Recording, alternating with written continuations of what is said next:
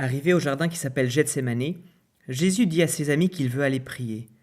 Il les encourage à faire de même. Restez réveillés, priez fort. Mais après le festin qu'ils ont mangé, ils sont fatigués. Jésus prie. Il sait ce qu'il attend, mais il prie Dieu son Père de le sauver.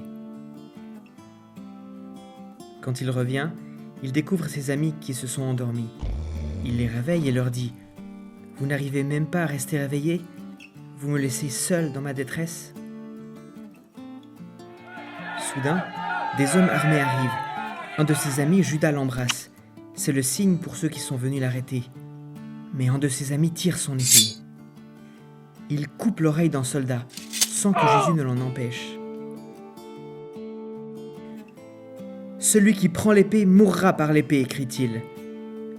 Puis il soigne le soldat blessé en guérissant son oreille. Jésus est amené devant le chef des prêtres.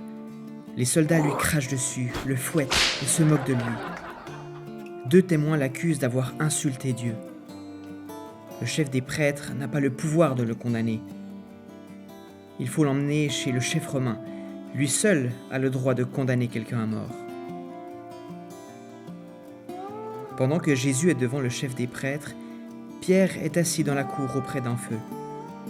Une servante l'aperçoit et lui dit « Ah, toi, tu étais avec le gars qu'ils ont embarqué !»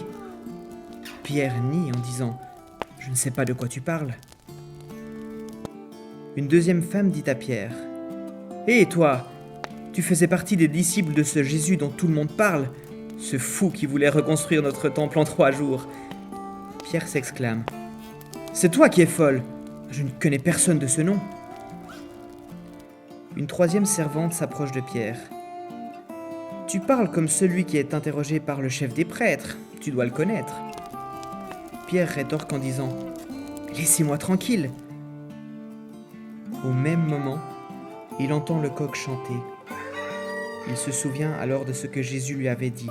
« Avant que le jour ne se lève, tu m'auras renié 3 fois. » Pierre quitte la cour et se met à pleurer fort.